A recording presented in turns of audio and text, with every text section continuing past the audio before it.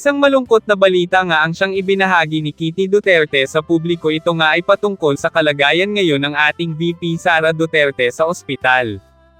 Ayon kay Kitty, isinugod umano nila si VP Sara matapos nga daw itong mag-collapse at tuluyang mawala ng malay sa iaang press con. Ayon sa pagsusuri ng mga doktor, dumadaan daw ngayon si VP Sara sa severe stress na dulot umano ng pag-iisip nito sa nalalapit niyang impeachment trial na magaganap ngayong June. Humiling naman ang pamilya Duterte ng dasal para sa agarang paggaling ni VP Sara.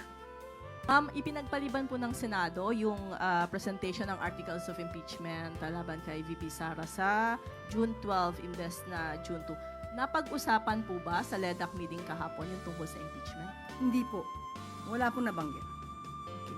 Doon na lang po sa binanggit ni Senate President Chisa Escudero na yun ay para mas matutukan nila yung mga natitira pang priority legislation. Nagbigay po ba ng commitment ang Kamara at Senado kay Pangulong Marcos na ihahabol yung mga nakabinbin pang priority bills? Yes, opo. Actually, napag-usapan po. May 4 po na priority bills na napag-usapan sa LEDAC. At ito po yung National Government Right-Sizing Program. Kasama din po yung amendments to the Right-of-Way Act, amendments to the Cooperative Code, at pati po yung proposed National Disease Prevention and Management Authority. Ayon nga po sa report, ito pong National Government Right-Sizing Program, ito po ay aprobado na po sa House of Representatives at maganda po talagang ito ay maipasa. Sa kasalukuyan, ito po ay nakapending po sa Senado at mas maganda po ito ay magiging maisabatas na po dahil kapag po ito ay naisabatas, mas magiging maganda po ang serbisyo maibibigay sa taong bayan dahil matatanggal na po ang mga redundant, overlapping, unnecessary functions and programs ng ibang mga ahensya at mapapalakas pa ang ibang ahensya na mas kakailanganin pa ng additional na pondo. Yun lang pa po muna ang aking maibibigay na detalye. Eden Santos, Net 25.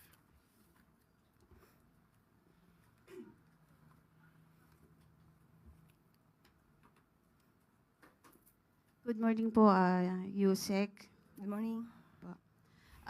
Sabi po nung lead counsel po ni former President Rodrigo Duterte na si Attorney Kaufman, and I quote, "The real prosecutor in this case is actually in Manila. Sitting in his palace, he's the person who threw President Duterte over here to The Hague." Any comment po from the press, from the palace? Is that you, Attorney Harry Roque, talking? We thought it was Attorney Harry Roque making such comment. Well, anyway, it is very apparent and very obvious that Attorney Kaufman is being surrounded by fake news peddlers. He doesn't know the timeline. He doesn't know the facts of the case. He should be concentrating on his job as a counsel, not in engaging in rumor mongering. Thank you. Harleen Delgado, ABS-CBN. Good afternoon, Yusek. Yusek, we would just like to get a comment sa pinost ni Senator Amy Marcos. It was a photo with Attorney Nicholas Kaufman, and in her caption, she said, allow me to quote her, Yusek, "Hindi ako naghintay ng 39 years para lang magkamali muli. May Marcos na natuto sa kasaysayan." Any response po? Masaya po na umaamin po si Senator Amy Marcos sa kanyang mga pagkakamali. Pero nung aking tanungin po ang Pangulo patungkol po dyan, ang kanyang sinabi po ay no comment. Yun lang po. Crizel Insigne, IBC 13. Yusek, makailang beses na po sinabi ng Pangulo niya na ayaw niya sa impeachment. May nagsasabi rin po na parang yung pag-ayaw daw po ng Pangulo sa impeachment ay kahulugan na ayaw niya ng transparency and accountability. Ano po reaction ng Palace po? Opo, maliwanag po ang sinabi ng Pangulo na sa simula po ay ayaw niya talaga po ng impeachment dahil maaaring meron pong ibang mga legal na pamamaraan kung dapat mapanagot ang dapat mapanagot. Pero ngayon po ang Vice Presidente po ay impeach na. Wala na po sa kamay ng Pangulo ito. Yun naman po ay kanyang suggestion lang kung maaari ay ayaw niya ng impeachment. Ang sabi po ng Pangulo, proseso. Tandaan po natin, sana po bago mag-analisa sa bawat sasabihin ng Pangulo, ilahat po ang kanyang mga sinasabi. Hindi lamang po sa sinasabi niyang ayaw niya ng impeachment. Tatandaan po natin, sinabi niya, doon sa press con, sa Kuala Lumpur, before the Malacanang Press Corps sa Kuala Lumpur. Sinabi po niyang hindi siya tumatakbo sa laban. At kanina sinabi rin po niya, nung naibalik na po si dating Congressman Arnteve, sinabi rin po niya na the people is assured that lawlessness will not go unpunished. Sa pagkakataon pong itong impeachment trial, alam po natin that impeachment trial is not the business of the executive. Hindi po makikialam ang Pangulo patungkol po dyan, pero sinabi po niya na dapat umandar ang proseso, irespeto ang due process.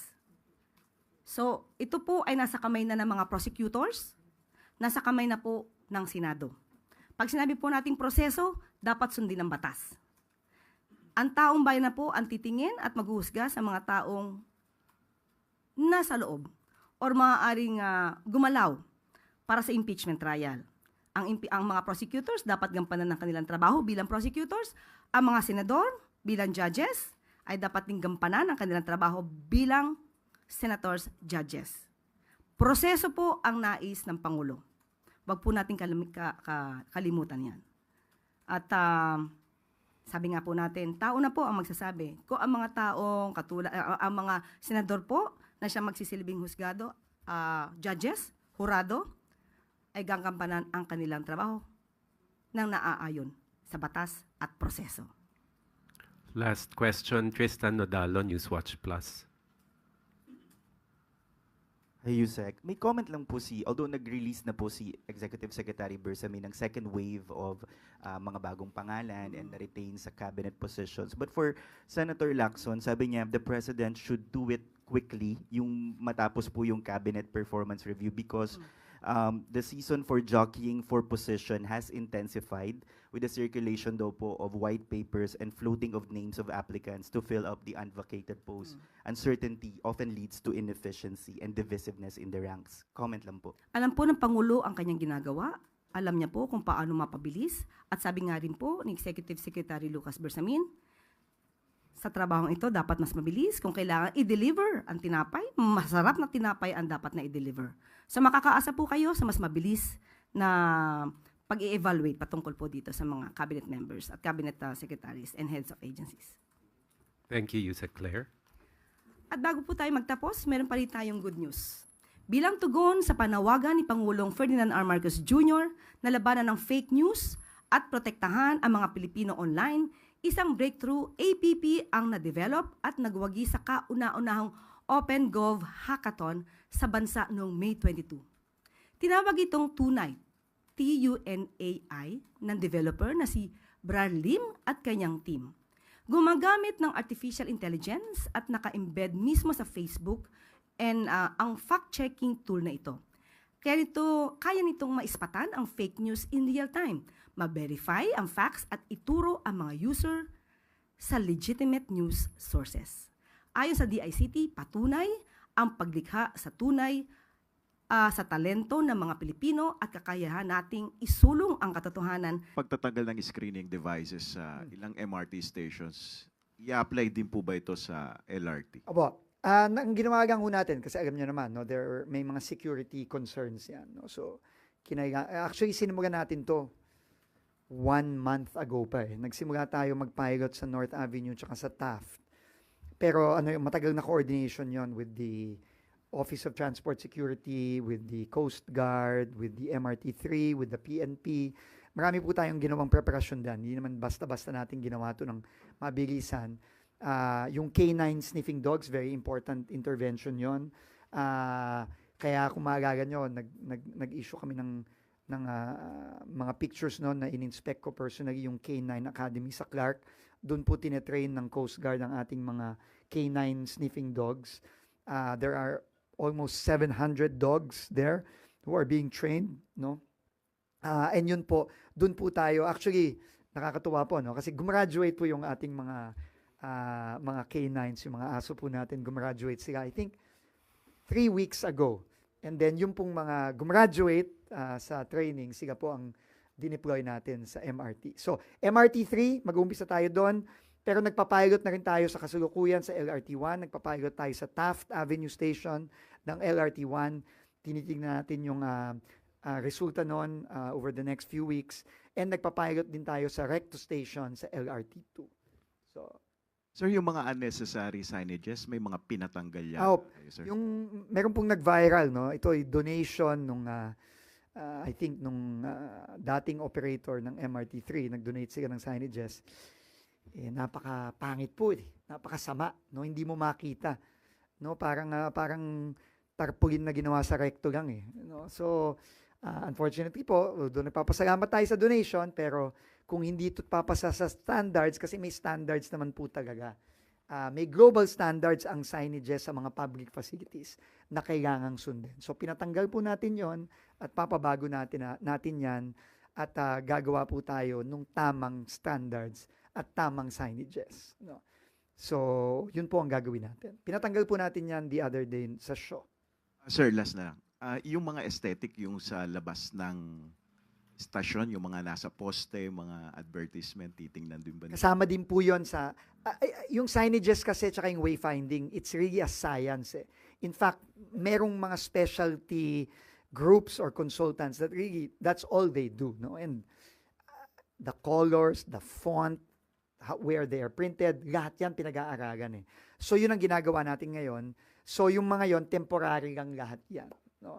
And aayusin natin yan kapag natapos na yung designs nung ating gagawa and yan ay puproduce na at i-apply na yan sa lahat simula sa MRT3. Thank you po. Left Narciso, DZRH. Good morning, Sec. Sir, binanggit niyo po yung timers sa busway. Opo. Isa po sa mga concern ng mga motorista naman yung traffic light doon sa implementation ng NCAP. Possible din daw po ba kaya na malagyan lahat ng traffic light ng countdown timer? Ipaparating ko po sa MMDA. Sila po kasi ang nagmamanage ng ating traffic lights along EDSA. No? So ipaparating ko po yan. I think naparating na sa kanila at ang sabi naman nila, narinig ko sa balita na sinabi nila na papalagyan nila yan, lalo na ngayon, in preparation for the rebuild. No? So I think gagawin nila yan. Very important yon kasi in fact, sa ibang bansa, ano na yan naka-konektado na yan sa CCTV kasi tinitignan na rin nila yung base sa volume, hindi lang yung mano-mano. No? Depende na yan kung gaano kadami yung volume. Lalo na ngayon, may AI na napoprogram na yan ng AI kung gaano katagal ba dapat yung timers. Depende sa volume ng mga sasakyan. I think yun po ang gagawin ng MMDA. Christian Yosores, DZMM. Sir, na-mention niyo po kanina yung MRT Common Station. Di ba recently, binasura na yung, terminate na yung contract. Pero ano po yung sinet nating timeline para makapag-grant ng bagong kontrata at ilang percent pa yung hahabulin para fully matapos siya? Actually, hindi na ganun kalaki. Parang nasa mga between 75 to 80% na yung completion ng Common Station. So, konting-konti na lang.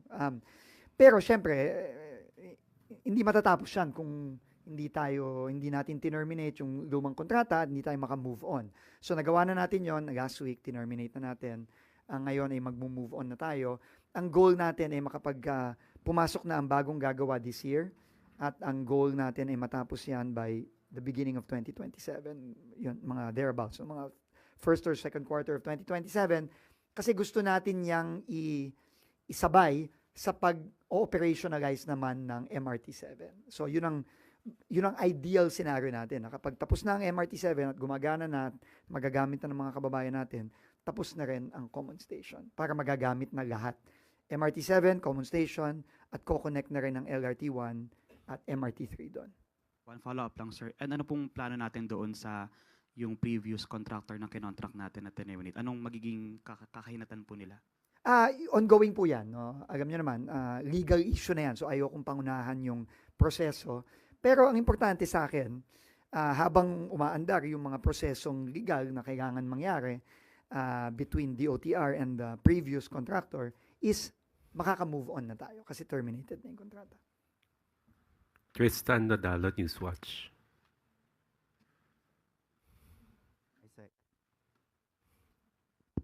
Hi, Sir. Good morning po. Good morning po. Okay. Sir, balikan ko lang yung EDSA rebuild. I'm sure lagi pong natatanong yung paano yung mga affected workers because may mga labor groups na nag-raise po ng concern. Ang sabi nila, parang laging afterthought daw po yung mga workers kasi parang while yung iba nagpo-propose ng flexible working scheme, yung mga ganun, yung may mga trabaho po talaga na on-site such as factory workers na hindi pwedeng mag-work from home.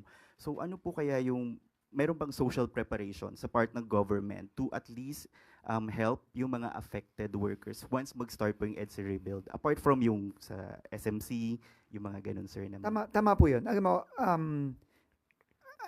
ako, I will disagree na afterthought. No? In fact, on the part of the OTR, yung dalawang major interventions na inutos ng Pangulo are for the workers. Kasi ang workers natin, sila din ang mga commuters natin. No?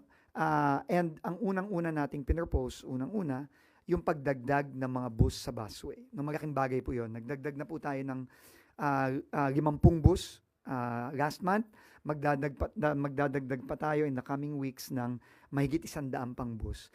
Yun po para sa workers talaga yan. At yung proposal din po natin na pinipigit natin ngayon na magdagdag ng tren at hopefully makapag-extend pa tayo kahit konti ng hours sa umaga para din po sa workers yan. So those are very important interventions na tingin ko po malaking bagay po yun. So in fact, yun po ang inuna natin. No? Hindi pa nga po in-announce ang EDSA rebuild, ay sinisimulan na natin gawin yon. Yung ginagawa natin para maibsan ng pila sa MRT at sa busway, ginagawa din po para sa mga workers din po natin yon. And by the way, for the workers, maganda din po is magkakaroon po kami ng consultation na inorganize ng ni Secretary Benny Laguesma ng Department of Labor. Mamayang hapon po, alas 2. No, we will be working with the workers groups, no, at employers groups mamayang hapon ng alas 2. So yun po, no, yun po ang mga inuna natin talaga para sa mga ating mga trabahante, sa ating mga workers. One follow-up na lang po, sir. Yung apart from your meeting with the workers, is there a plan from the government na mag-organize po ng isang, sabi po kasi nung sentro na labor group din, parang better na may emergency summit kung saan lahat ng stakeholders nandun na, or talaga po ang is separate meetings for all? Idudulog ko po yan sa Department of Labor. No? We will ask them to, I think they will be in the best position to organize something like that. Ivan Mayrina, GMA News.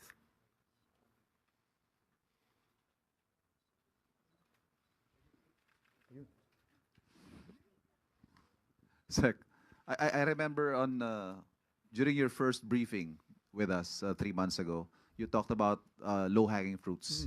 3 months in, what low-hanging fruits have we already picked? And do we have empirical, measurable results in terms, for example, travel time ng daily commuters natin? Opo. Thank you, Ivan. No? Yung low-hanging fruit talagang yun ang talagang finocus namin itong first 3 months. No? While we are also working on the bigger projects, yun talagang finocus namin. And yung mga pinresent natin ngayon, yun ang mga naging resulta na visually nakikita naman natin yung epekto, no? Yung mas maiksing pila sa MRT, yung mas maiksing pila sa airport na ngayon nararamdaman na ng mga kababayan natin. At although wala pa tayong empirical, no? Kailangan ng medyo mahaba-habang pag-aaral niyan in terms of travel time, pero doon pa lang, halimbawa sa pila, no? Dati 1 oras, ngayon 10 minuto. Doon pa lang makikita na natin at nararamdaman na ng mga kababayan natin. At ako mismo naramdaman ko kasi ako nung unang nag-MRT ako nung March, sa Taft Station ako sumakay at roughly around 6 a.m.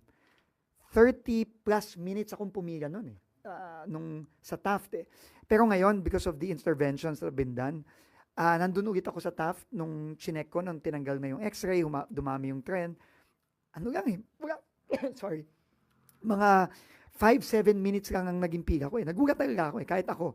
No, so that really is a sea change for our people on a daily basis. No? We just want to get your reaction po sa suggestions ni Architect June Palafox. For one, regarding the alternate routes, he suggested SEC to open up roads inside gated communities and even military camps that are parallel to EDSA, and also build pedestrian bicycle bridges parallel to EDSA.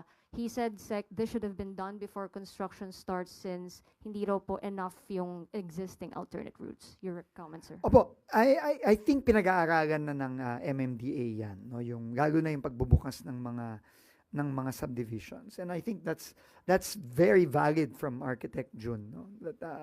That the government should push for that. Kasi ano na yan, no? Kumbaga para sa public good na yan, no? And I think our private subdivisions have to understand that, the public good always prevails over private rights, no? So I think MMDA is already looking into that. Any more questions for Sec Vince? If there are none, thank you very Thank much, you. Sec Maraming salamat. Vince Diz. 10:27 po ng gabi, na-kumpirma po na pwede pong dumaan ang Philippine Air Force 142 na eroplano sa airspace po ng Indonesia. At 11:30 po, kami po ay tumungo papuntang Cebu para isa pang key member ng ating extraction team. Dumating po kami ng alas 2:01 ng umaga sa Cebu at 3:14 po ng umaga ay lumipad naman po kami papuntang Davao para sa refueling po kasi po medyo malayo po ang Davao papuntang Timor-Leste. Pero hindi po kami kaagad nakaalis kasi 6:35 po ng AM, doon lang po namin na-receive o natanggap ang clearance na makapwede pong bumaba ang ating eroplano sa Dili, Timor-Leste. Meron na po kasing verbal agreement pero ininsist po ng ating mga piloto na dapat merong talagang nakasulat na clearance para hindi po magkagulo. So, bumiyahe po kami. 12:30 po Manila time. Dumating po kami sa Presidente Nicolau Lobato International Airport sa Dili. 1:11 PM po.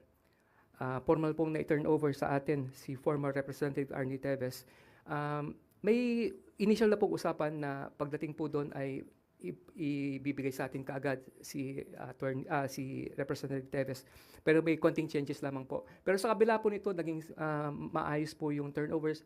Nagpirmahan lang po ng ilang dokumento. At nung maayos na po yung dokumento, nilabas po si former Rep Teves na nakaposas po at nakashackled po pati mga paa niya. So pagka-turnover po sa atin, may guhit kasi po doon sa terminal. So paglabas po ng guhit, kinuha po ng ating mga kinatawan at tinanggal po yung posas at pinusasan pa rin ng mga taga NBI. May request po si dating mambabatas Teves na kung pwede daw po ay wag na sana siyang pusasan. Kasi nga po masakit na itong kanyang mga kamay. At sinabi po rin niya na pabiro po na saan naman daw siya pupunta. Hindi naman daw siya gagawa ng anumang gulo. Pero hindi po ito pinagbigyan kasi nasa protocol pa rin po.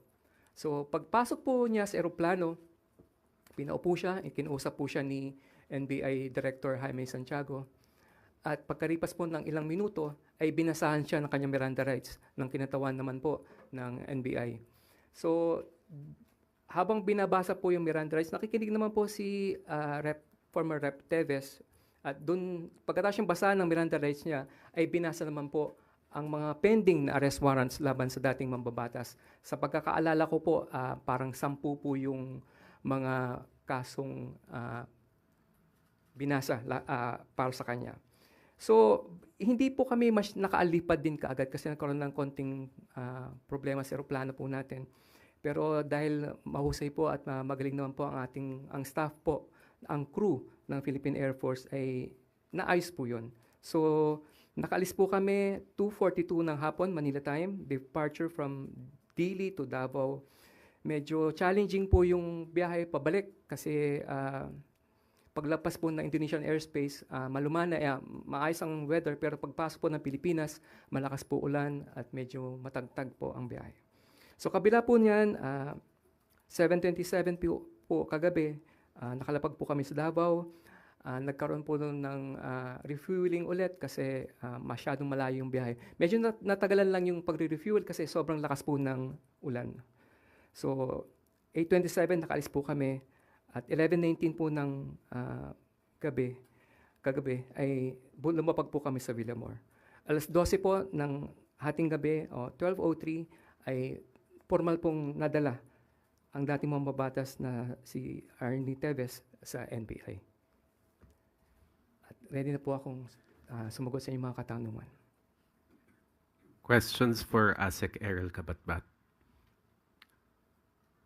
Eden Santos, Net 25. Asek, good afternoon po. Yung buong proseso po ng pagsundo kay former Congressman Arnie Teves, magkano po yung nagastos ng ating gobyerno dito? Hindi kita masasagot yan, Eden. Siguro, pwede natin itanong sa DOJ, pero as far as I'm concerned, libre yung, maliban sa fuel, yun ang po ang binayaran po natin sa pagsundo po kay dating mambabatas Arnie Teves. Dahil po yung ginamit na aeroplano ay sa Philippine Air Force. Yes po, Philippine Air Force 142. Sige po, thank you. Tristan Nodalo, Newswatch. Asek. Sir, tanong ko lang, paano po naparating sa Pangulo na nandito na hawak nyo na si Representative Teves, and may marching orders ba siya sa law enforcement agencies nung na turnover na finally si Teves po? Actually, coordinate na monitor po ng Pangulo ang developments sa pagkuha po kay dating mambabatas Arnie Teves. Siya po ay nakaantabay sa development po. Ang alam po ko po, bago pa lang po kami mag-briefing, bago umalis, ay namomonitor po at napapaalam kay Pangulo ang nangyayari. Maging po yung pagkuha namin o pag-turnover formally ng Timor-Leste Bureau of Immigration sa dating mambabatas ay na ipagbigay alam kaagad sa kanya. Medyo challenging lang po kasi ang connections po sa airport. Hindi po gaya natin na malakas ang signal. Doon po ay medyo challenging po siya. Opo. Tapos nung nakarating na kami rito sa Davao pa lang, ay inabisuhan din kaagad ang ating Pangulo. The moment na nagland po yung eroplano.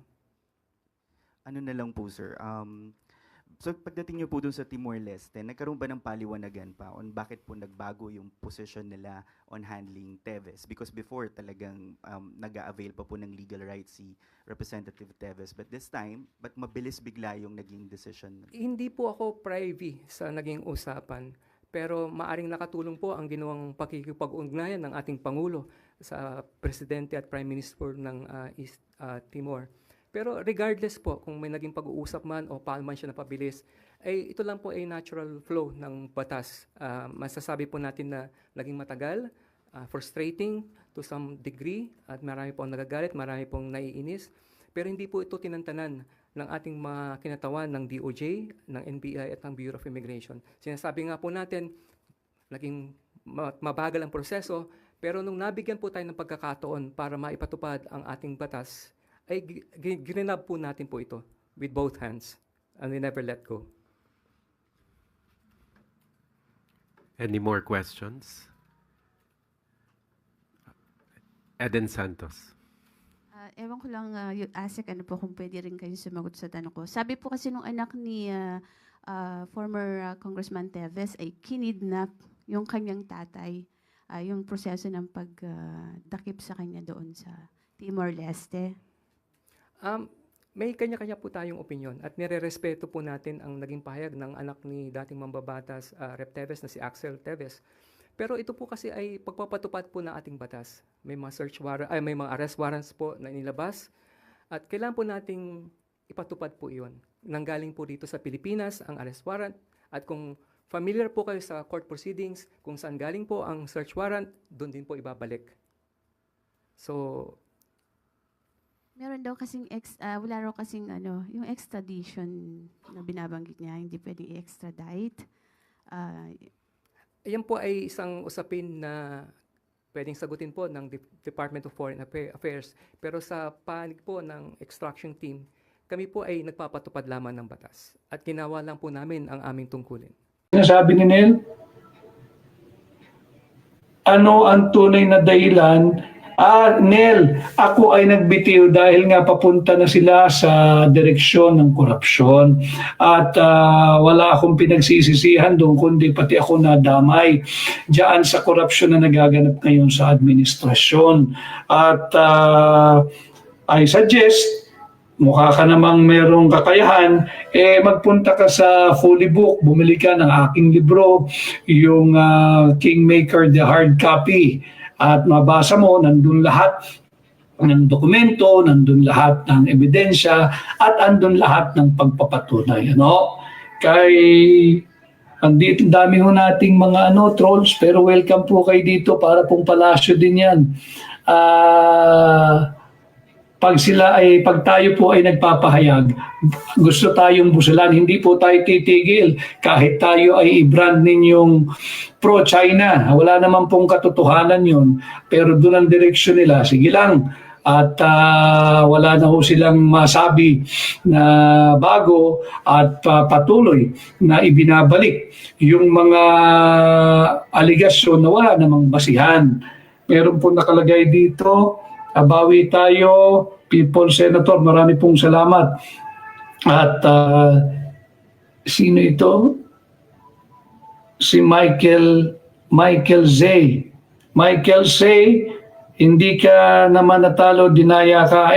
Wala lang po tayong pruweba diyan sa bagay na yan. Subalit, basta't iikot po tayo at patuloy tayong magpapasalamat at magpaparating ng mga totoong balita sa inyo at lalabanan natin ang fake news na pinapalabas ng iba't ibang news outlet or news organization na tila pabor na pabor sa kasalukuyang administrasyon. Lalabanan po natin yan at dito po pilit nating pasisimplihin ang mga malalim na usaping panlipunan na tumatagos po sa ating sikmura, may kinalaman sa ating araw-araw na pamumuhay upang kayo ay gabayan sa pagbuo ng inyong opinyon, sa pagbuo ng inyong desisyon. Ulitin ko, ang pagbuo po ng inyong opinyon, hindi naman kinakailangan,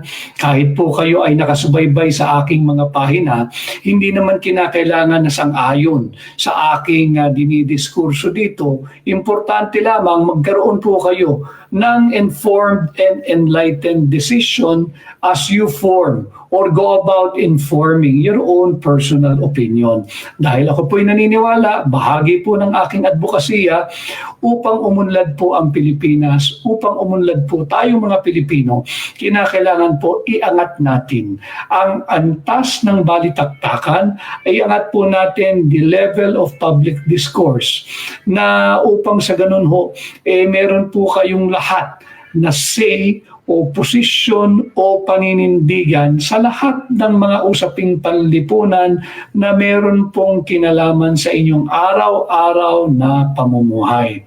Kay Kuya, maraming salamat. Kay Batchoy, maraming salamat. Kay Yam, marami pong salamat. Kay Malta. Kay Paulography, marami pong salamat. At kay, tama ba, Paulography, yeah, I think. Kay Warren, maraming salamat sa iyo, Warren. Kay Kuya _Roy Vlogs. Kay ano yun, Mite? Kay Lonzo, good afternoon din sa iyo, Lonzo. Kay Kenny Roger, mabuhay ka, attorney, mabuhay rin po kayo. Kay Vian, marami pong salamat. Kay Eddie Vana, marami pong salamat. Kay Tessa. So ulitin ko, pakisubaybayan po ninyo yung naging column ni Bobby Tiglao. Napakaganda po nun, very informative at talaga namang yung perspektibo po ninyo lalawak. Kailangan po natin ng mga informed Filipinos para hindi na po tayo mabudol muli. Huwag po tayo patuloy magpabudol. Meron pa naman 3 taon at kinakailangan lang ho maging aktibo kayo at ipahayag ninyo yung inyong mga tinig. Siyempre, nariyan din at parating na next week yung pagsisimula nung nagbabandyang impeachment hearing laban kay Vice President Inday Sara Duterte. At alam ho ninyo, nasa 19th Congress pa naman, naasahan sana natin na sa 20th Congress, mukhang hindi bibigyan daan ng mga bagong halal, whether re-elected, fresh mandate po, ibig ko sabihin ng bagong halal, yung incoming at yung mga balik Senado na nanalo po ngayong midterm, may fresh mandate po sila. Sa tingin ko, hindi makakalusot kanya minamadali dito sa 19th Congress. Subalit, sana pakinggan ng mga senador, senator judges, itong naging pahayag, very emphatic na pahayag at paninindigan ng mga Pilipino. Ayaw nila ng impeachment trial sapagkat waste of public funds lamang po yan. Waste of taxpayers' money. Alam ho ninyo, masyadong manipis yung ating fiscal space, masyado pong lumalawak yung ating budget gap o yung ating budget deficit. At pag nagpatuloy ang impeachment na yan, araw-araw may hearing o wala, gumagastos po ng pera nating mga Pilipino dyan. Imbis na ilagay ninyo sa walang katuturan at panay at maling pamumulitika lamang ng impeachment hearing na yan, ilagak nyo na lang sana diyan sa healthcare service nating mga Pilipino. And I will repeat, I've said this many times. Many Filipinos like you and me, pare-pareho po tayo. We are just one hospital bill away from poverty. May magkasakit lang sa ating pamilya o tayo mismo. Nanganganib na tayo ay mauwi sa extreme poverty sapagkat wala tayong kakayahan magbayad ng napakamahal na hospitalization fees. Napakamahal po ng gamot. Kanya imbis na sayangin natin yung napakalimitadong pondo nating mga Pilipino diyan sa walang katuturan at napakamaling uri at napakaruming uri ng pamumulitika gamit ang impeachment process. Ilagak na lang po natin diyan sa ating healthcare. Palakasin na lang natin yung ating health insurance system at magbigay na lang tayo ng murang makakain sa ating mga kababayan. Kausapin na lang ng gobyerno yung Estados Unidos. Ano ba ito? Itong travel warning mo, akala ko ba aliado tayo?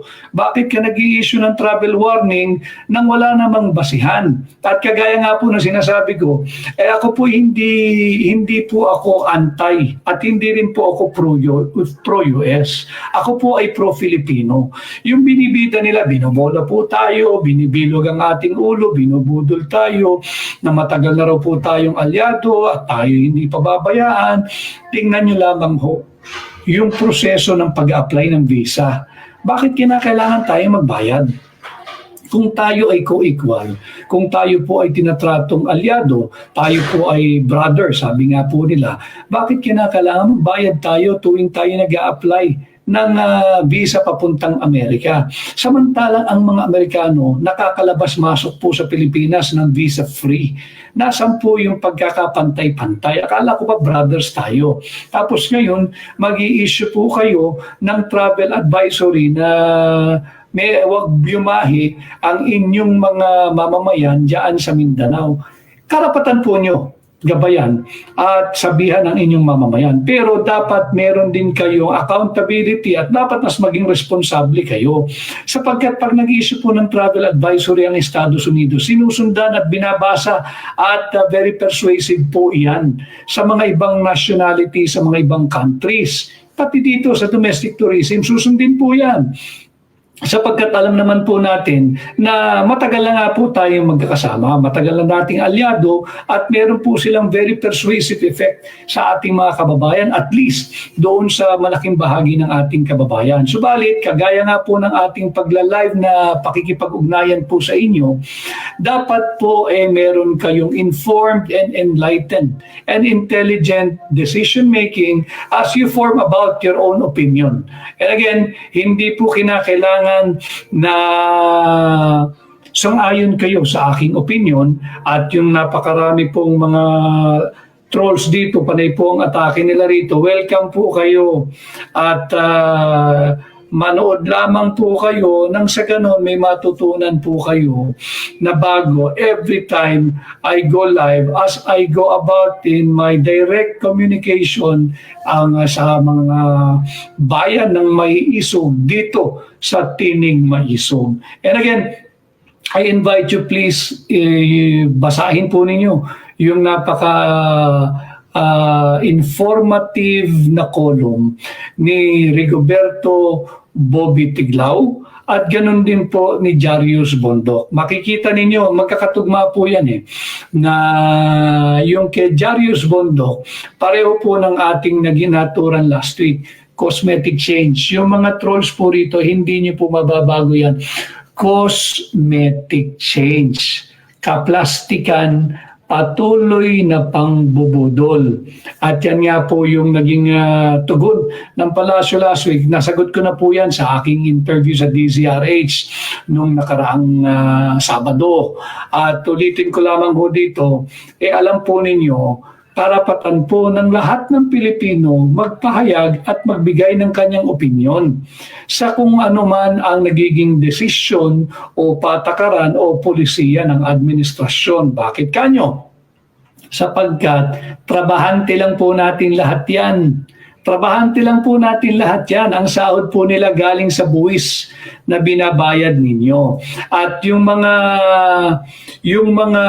wala pong trabaho, baka akala po ninyo, hindi kayo kasali dyan sa pagbabayad ng buwis. Nagkakamali po kayo. Every time you buy something na meron pong VAT, yung value-added tax, every time na meron po kayo nagpapakarga ng krudo o ng gasolina o ng kerosene, tuwing bumibili po kayo ng mga LPG, yung mga gas pangluto, meron pong buwis yun. Kasali po kayo dyan sa nation building. Kaya wag po tayong, wag niyo pong isipin na wala kayong perang kabahagi dyan sa sinasahod ng mga trabahante natin sa gobyerno.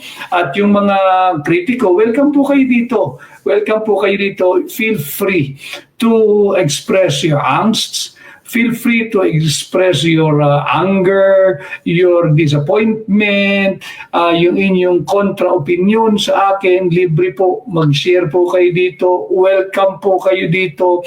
Hindi ko po kayo isi-censor, hindi ko po kayo isi-censure, hindi ko rin po kayo ipagbabawal, hindi rin ko kayo ibaban.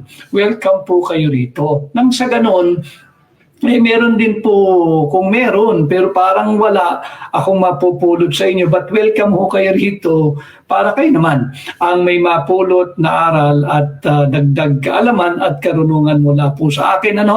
In my own humble way of sharing yung aking pong mga maliit na nalalaman at kaalaman pagdating po sa mga importanteng usaping panlipunan. So welcome po kayo dyan, and ang dami po ang daming adik, natatakot na po kami.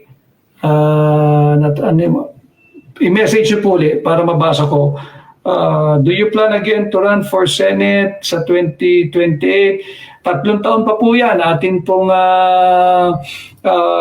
wag muna tayong sumagot ngayon. Napakaaga pa ho. Ang dami ngayon mga adik, natatakot na po kami, baka kami mabiktima nila. Yun nga po, tumataas nga po yung kriminalidad. At ito na naman, huwag sana ikagalit ng mga nasa gobyerno. Take it constructively, ladies and gentlemen. Take it constructively. Kapulutan ninyo ng aral para habang kayo ay nagpaplano ng estratehiya para labanan yung droga, para labanan yung kriminalidad, hindi po yung pag may nagpapakagaya po ng mga netizens dito, ay sinasabi po nila na tumataas yung incidence ng criminality at lumalawak na naman yung paglaganap ng droga. Huwag po nyo ikagagalit. Mamamayang Pilipino po yan Hindi naman po kayo mga hari na hindi pwedeng batikusin.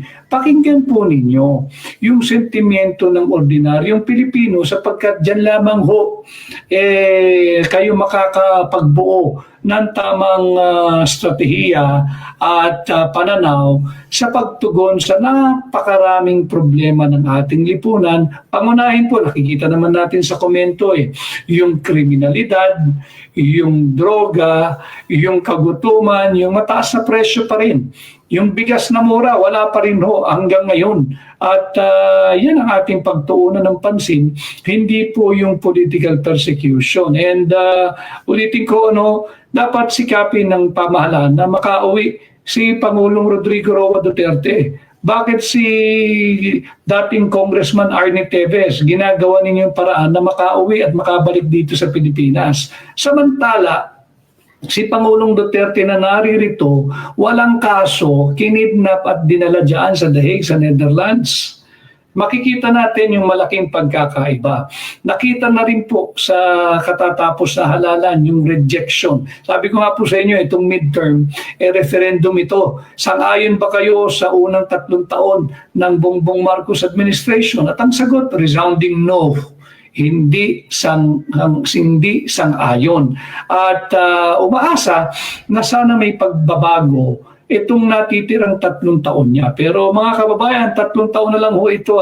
Huwag tayong pumayag na kalikutin, paglaruan, lapastanganin ng ating konstitusyon at magkaroon ng biglaang charter change. Bantayan natin yan. Natigil na natin yung huwad na People's Initiative at Peking Charter Change. Huwag na po nating hayaang makalusot uli. Bantayan natin, hindi pa tapos yan. Si Arcilia, kay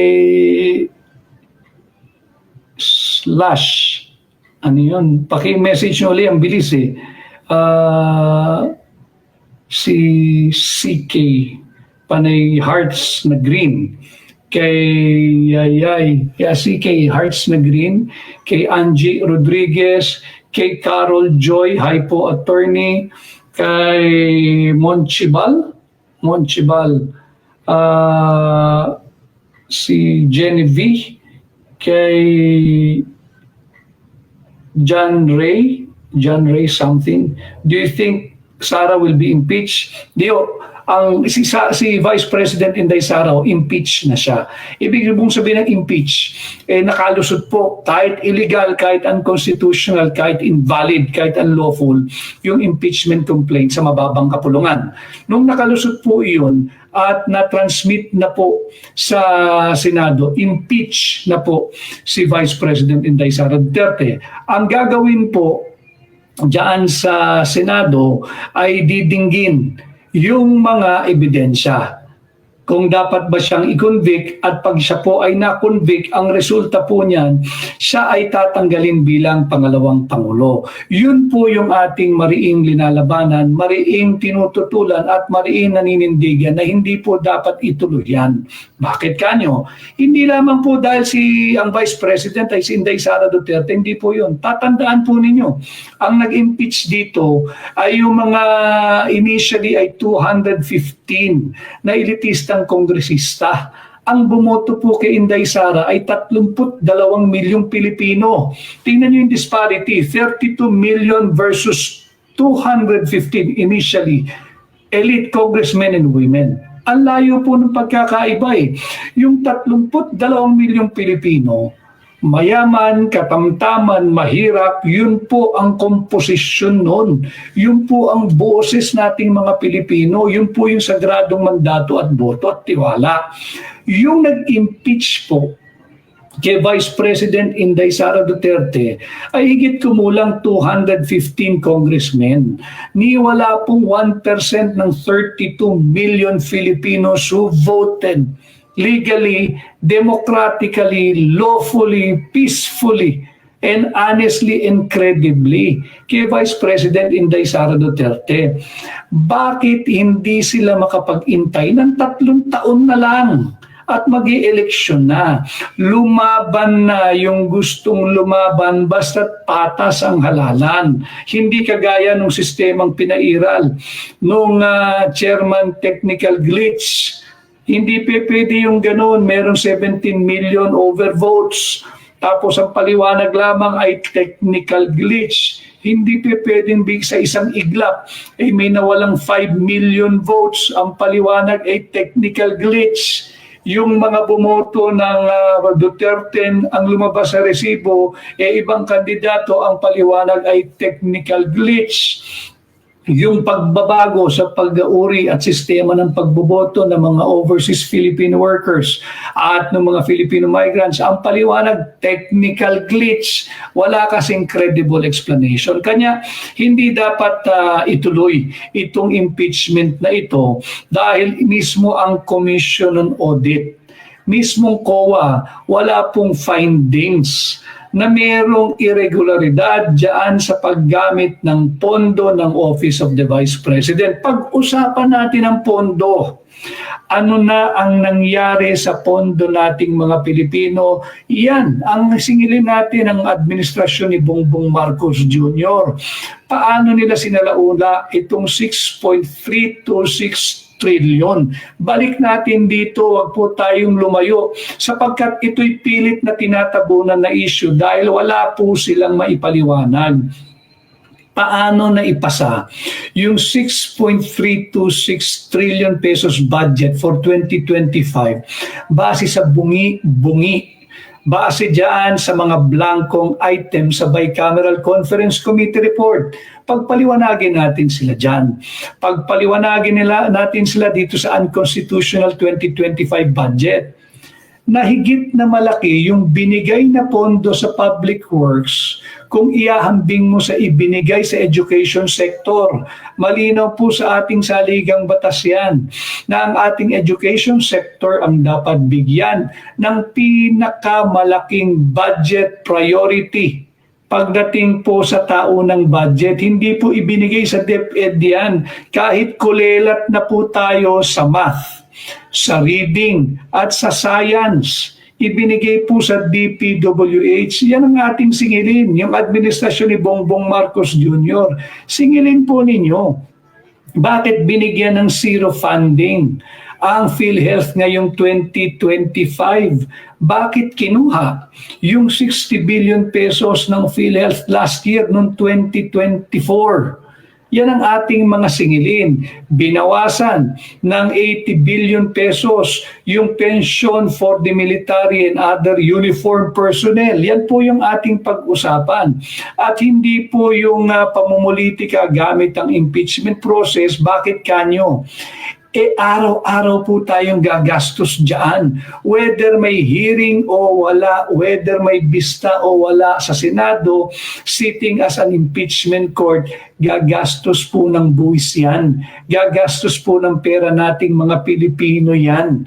Wala pong katuturan yan. Hanapin natin nasaan na yung murang bigas. Ito yung mga multo na patuloy na hahabol at magpapakita sa Marcos Jr. administration sapagkat imbis na pagtuunan ng pansin, imbis na sa bigyan ng sapat na panahon, lakas, talino, galing, ang pagtugon sa kahirapan, sa kagutuman, sa kriminalidad, sa droga, sa inflation, itong usapin ng paglaganap ng mga base militar ng Estados Unidos, political persecution ang inuuna. At nagsalita na ho, matagal na, hindi lang itong midterm. Bulag, pipi, bingi, manhid, walang pakiramdam lang ang administrasyon. And they have waited for the result of the midterm election for them to realize the rejection, the great rejection that they have experienced and they are continuously experiencing from us, the Filipino people. Nakita nila yan, pero matagal na po yan. Matagal na po yan, yung ginawang pangingidnap kay Pangulong Duterte, wag din po nating kalilimutan. Kinakailangan gumawa ng hakbang ang administrasyon ito ni Bongbong Marcos na mapauwi si Pangulong Duterte dito sa Pilipinas. At wala pong kaso si Pangulong Duterte magpahanggang sa ngayon. Wala pong kaso si Pangulong Duterte dito sa Pilipinas. Wala po siyang kaso sa The Hague, wala po siyang kaso sa ibang panig ng mundo. Kaya hindi siya dapat pinadala roon ng labag sa kanyang kagustuhan, against his will and against the principles of due process, fairness, and equal protection of our laws and of the Constitution. Illegal po iyon. Illegal po iyon. Ito yung mga patuloy na hahabol na mga issue sa kasalukuyang administrasyon and even after that they're gone at tapos na yung kanilang term of office. Kaya tama po yung ating naturan, yung alok na peace, reconciliation at unity, budol po iyon. Yung sinasabing revamp o reboot o courtesy resignation, budol din po iyon. Kaya tayo patuloy na magsasalita upang magkaroon ng tinig ang ordinaryong Pilipino. Nasa labas man po tayo ngayon ng Senado, patuloy po ninyo ako magiging boses, magiging tinig, magiging tainga at magiging mata. Babantayan natin kung ano yung mga ginagawa nila at gagawin pa sa ating bansa, sa ating budget, sa ating pananalapi, sa ating mga karapatan bilang mga Pilipino. Ito po'y sama-sama nating gawin araw-araw. Kaya po inaanyayahan ko kayo na makibahagi at maglabas po kayo ng mga inyong kuro-kuro, inyong opinion, whether pabor sa akin o hindi. Free po kayo, may freedom po kayo dito sa aking pahina at tanggap po natin ang lahat ng komento, mabuti, hindi masyado mabuti, katamtaman o walang katuturan, ganun po talaga ang mundo at napakaraming pag-uugali ng mamamayan. Kanya importante na nakatune in din po sila dito sa atin dahil nakakatiyak ako every time na tayo po ay magkakaroon ng live at diretsahang pakikipag-ugnayan po sa inyo dito sa Tinig Maisog, may mapupulot pong bagong kaalaman, bagong karunungan at makakatulong sa pagbuo ng kanilang opinyon. Si Dorel Abanyo, kay Shang, kay Lovic, kay Taurus, o si Taurus, kay kaibigan ko ito, kay Aiko, maraming salamat. Aiko ba? Tama. Kay hindi ko mabasa. Kay Posty, maraming salamat Posty. Kay Robbie Coys, kay Palangga, kay Teddy Boy, kay Teacher Mel, kay Roden, kay Carl Shop.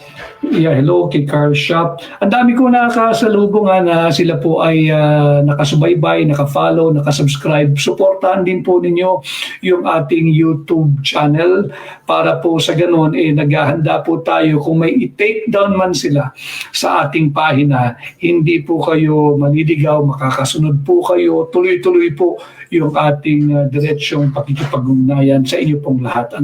Si Cheng joined, kay Mikay joined, kay Angelo Cyrus joined, kay Nor One, like the live, thank you.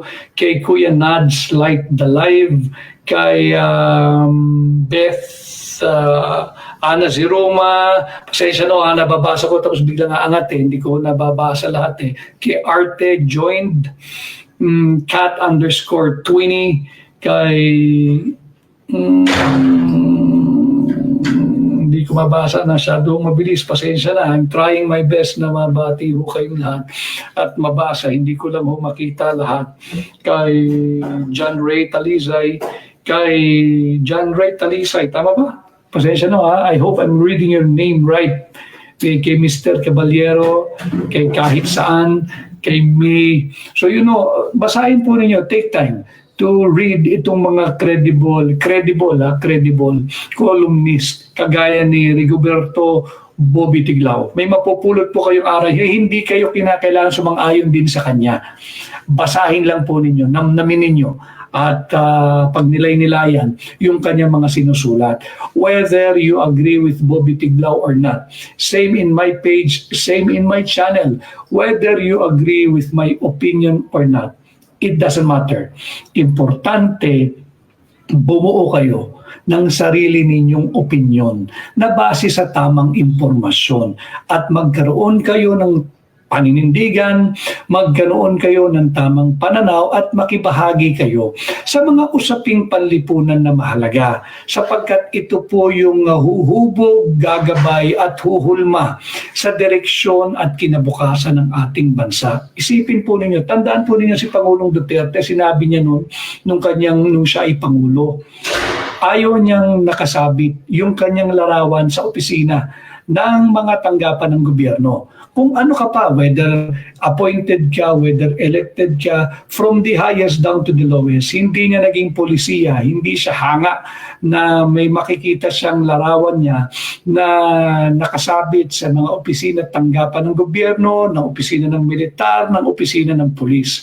Ang sinabi po ni Pangulong Duterte noon, mas nanaisin niya, ito sana sundin ng mga opisyal dyan sa ilalim ng Marcos Jr. Administration. Ang isabit po ninyo, larawan ng inyong pamilya. Larawan ng inyong mga anak. Kung wala po kayong asawa, wala kayong anak, larawan ng inyong magulang. Larawan ng inyong mga kapatid. Larawan ng inyong mga mahal sa buhay. Nang sa ganun, bago ho kayo gagawa ng desisyon, bago kayo matukso, na pakialaman ng pera nating mga Pilipino, bago kayo matukso tumanggap ng suhol, bago kayo mag-isip ng luho, tingnan po ninyo yung larawan ng inyong pamilya. Tingnan po ninyo yung larawan ng inyong mga mahal sa buhay. At nang sa ganun, bago kayo gumawa ng inyong mga mahalaga at importanteng desisyon, isipin ninyo ang kanilang kinabukasan. Isipin ninyo ang kanilang buhay, isipin ninyo yung buhay ng inyong mga anak at ng mga darating pangsaling lahing Pilipino. Yan po yung naging paninindigan ni Pangulong Duterte na sana hanggang ngayon gawin po ng mga nasa pamahalaan.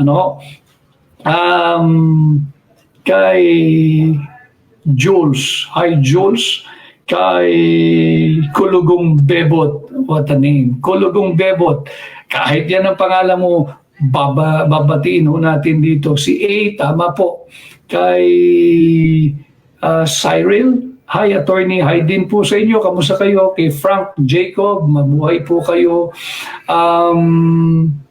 Si Unknown, join, mahihain po si Unknown, ayaw magpakilala.